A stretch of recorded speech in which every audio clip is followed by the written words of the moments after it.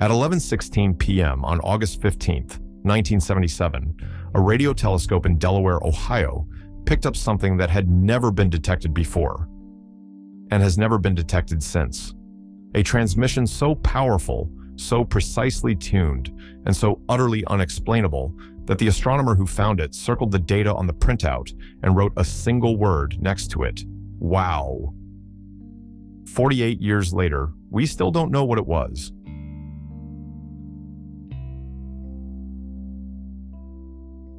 August 15th, 1977. A warm summer night in the American Midwest.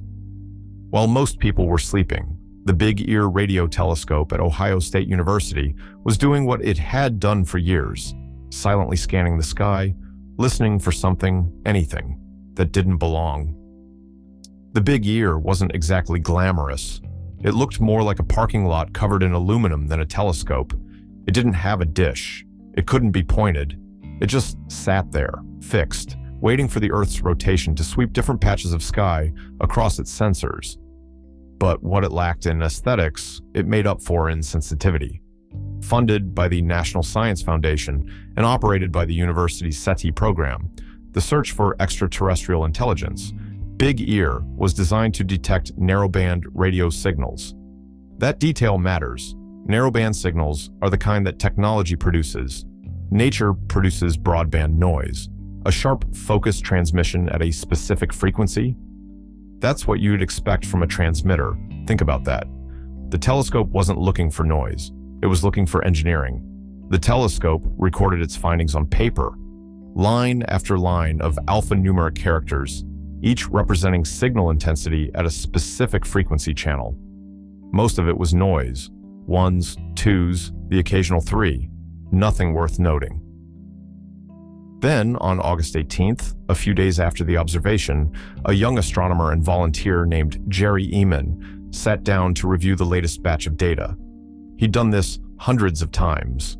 Flip through the pages, look for patterns, mark anything unusual. He nearly fell out of his chair.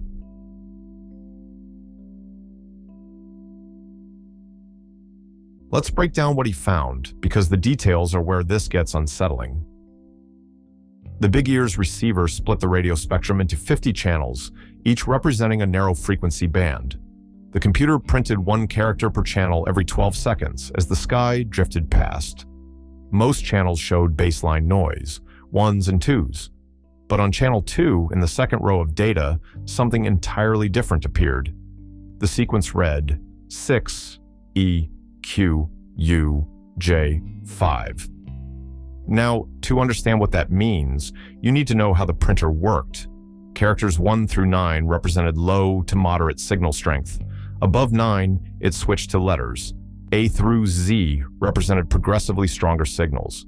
The letter U was the strongest the system could measure, a signal so intense it maxed out the receiver.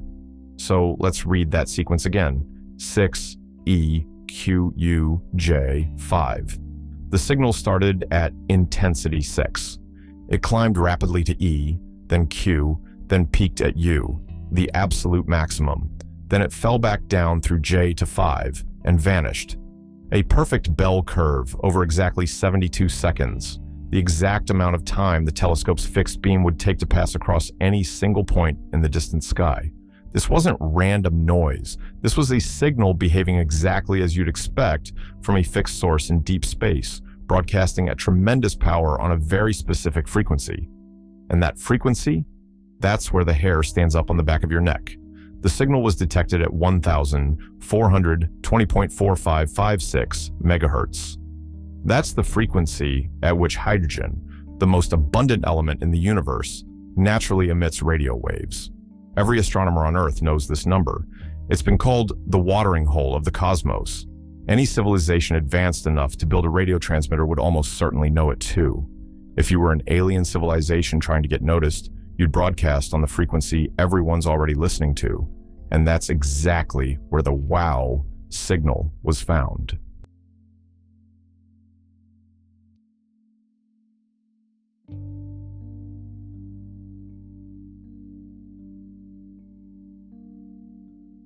But here's where most discussions of the wow signal fall short. They jumped straight to aliens, skipped the most important question: could this have been something boring? The Big Ear team spent years asking that exact question, and their conclusions? Nothing else fit. First, it wasn't a satellite. In 1977, there were roughly 900 artificial satellites orbiting Earth. The team checked every single one. None would have produced a signal at that frequency at that time, from that direction. The signal came from a fixed point in the constellation Sagittarius. No known satellite passed through that position that night. Second, it wasn't a ground-based transmission. The FCC had allocated the 1,420 megahertz band exclusively to radio astronomy. No terrestrial broadcasts were permitted on that frequency. Even if someone had violated the rules, a ground-based signal would have appeared on multiple Big Ear channels simultaneously. The WOW signal appeared on only one, Channel 2. Third, it wasn't reflected terrestrial interference. If a ground signal had bounced off the moon, an asteroid, or space debris, it would have spread across frequencies. It wouldn't have been narrowband, and the duration, precisely 72 seconds, matched the telescope's beam pattern perfectly. A reflection wouldn't behave that way. Fourth, it wasn't a natural astronomical source. Pulsars, quasars, magnetars, these produce radio emissions. But they produce broadband noise, not narrowband signals. And they don't shut off after exactly 72 seconds. A pulsar pulses continuously. A quasar blasts across the spectrum. The WOW signal was neither. Fifth, the comet theory fell apart. In 2017, a researcher proposed that the signal might have been caused by hydrogen clouds surrounding two comets, 266P/Christensen and P/2008Y2, passing through the telescope's field of view. It made headlines. Wow, signal solved by comets. But the Big Ear's own team, along with multiple independent astronomers, quickly dismantled this. Comets don't produce narrowband emissions at a single frequency. They don't produce 72-second bell curves. And the comets weren't even in the right position on that date.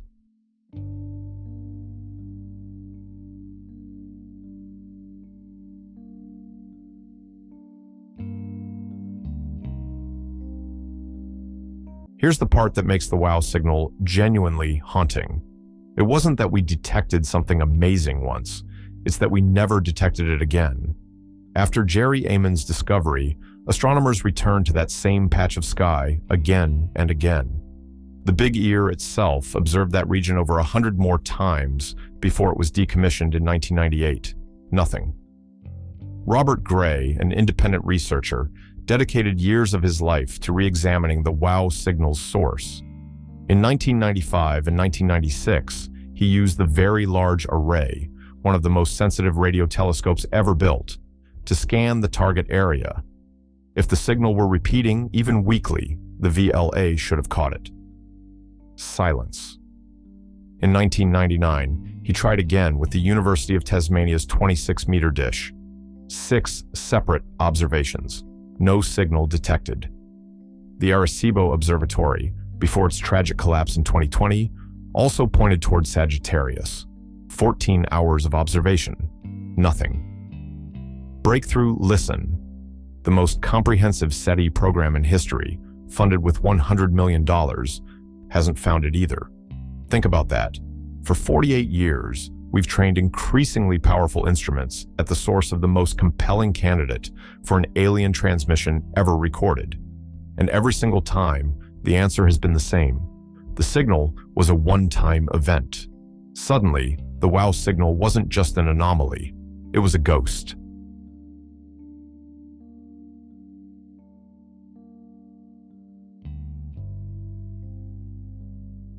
Let's play this out. Let's assume, just for a moment, that the WOW signal was exactly what it looked like. A deliberate transmission from an extraterrestrial civilization. What does the data tell us? The signal's strength was extraordinary. To produce a narrowband transmission detectable across interstellar distances, you'd need a transmitter with power output in the range of gigawatts, comparable to the total electrical output of a small country. This wasn't a stray TV broadcast leaking into space. This was a directed, high-energy beacon. The 72-second duration tells us two things. First, the source was fixed in space relative to the Earth's rotation. It was genuinely astronomical, not local. Second, the transmission lasted at least 72 seconds, but possibly much longer. We only observed it for as long as the telescope's beam swept across that patch of sky. We don't know if the signal had been transmitting for minutes, hours, or centuries before we caught it, and we don't know how long it continued after. If it was a beacon, the frequency choice is deliberate. Broadcasting at the hydrogen line is the cosmic equivalent of lighting a signal fire on the highest hill. Every civilization with radio astronomy knows that frequency. Every civilization that's curious about whether they're alone would know to listen there. And here's a question that doesn't get asked enough. Was it meant for us specifically, or were we just standing in the right place at the right time? A directed transmission aimed at Earth would require the sender to know we're here, to have detected our atmosphere's biosignatures, maybe even our own radio signals. The WOW signal came from roughly 1,800 light-years away, in the direction of the globular cluster M55. Any civilization in that region would see Earth as it was 1,800 years ago. The Roman Empire, no radio, no technology visible from space, unless they weren't targeting us at all, unless they were broadcasting to the entire galaxy, and we just happened to be the ones listening when the beam swept past.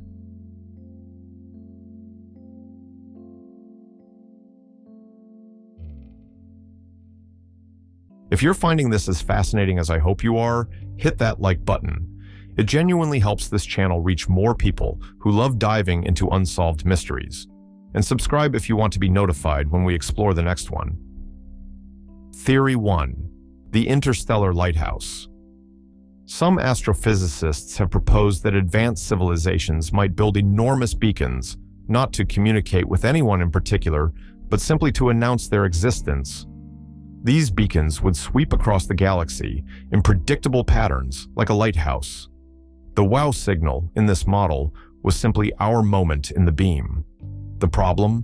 A lighthouse sweeps repeatedly. We've never caught it again. Theory 2. A one-time event. Perhaps the signal was generated by a singular catastrophic event, a civilization's final transmission before extinction, or a powerful technology being tested once and then abandoned. This would explain the lack of repetition, but it raises an even more unsettling question. What happened to the civilization that sent it? Theory 3. It was technology, but not ours. The most mundane explanation that still involves aliens. We intercepted a signal not intended for us at all. A radar pulse from an alien spacecraft. A data transmission between 2 points in a distant star system. The equivalent of overhearing a phone call while walking past an open window. No message, no intent, just physics. Theory 4. We're looking wrong. Maybe the signal does repeat, but on a schedule we haven't figured out. Maybe it's incredibly weak now. Maybe it's shifted frequency. Maybe the civilization that sent it has moved on or evolved beyond radio entirely. After all, humanity itself has only been broadcasting for about 100 years, and we're already going quieter as we switch to fiber optics and digital signals. A civilization that's been around for millions of years might have used radio for a brief moment, then abandoned it for something we can't even conceive of. The most uncomfortable possibility isn't that the WOW signal was aliens. It's that the WOW signal was aliens, and we missed our only chance to hear from them.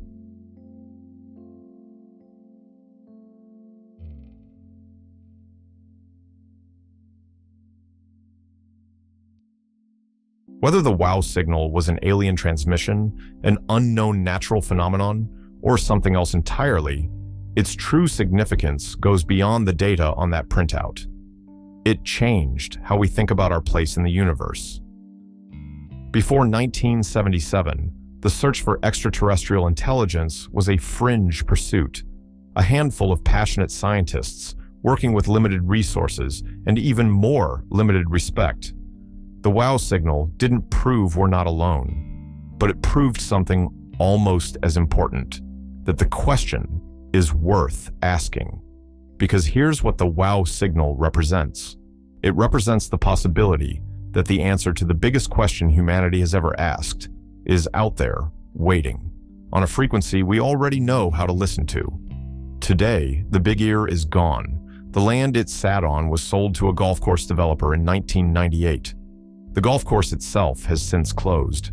The original printout with the WOW annotation sits in the Ohio History Center in Columbus, a piece of paper that may contain the first evidence of intelligent life beyond Earth. But the search continues.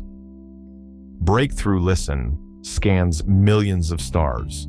The Allen Telescope Array monitors the sky 24 hours a day, and somewhere, right now, a radio telescope is pointed toward Sagittarius, still listening, still hoping. The greatest mystery of the WOW signal may not be what it was. It's what happens next.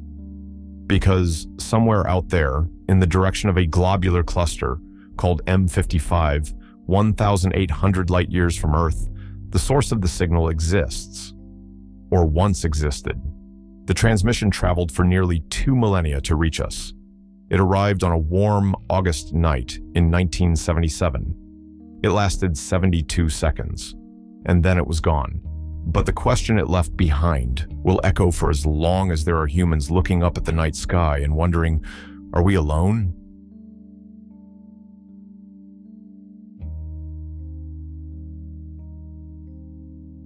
If the WOW signal taught us anything, it's that the universe doesn't owe us answers. It offers glimpses, moments, a single line on a printout, circled in red ink that might be nothing, or might be everything. We've spent nearly 5 decades trying to find that signal again.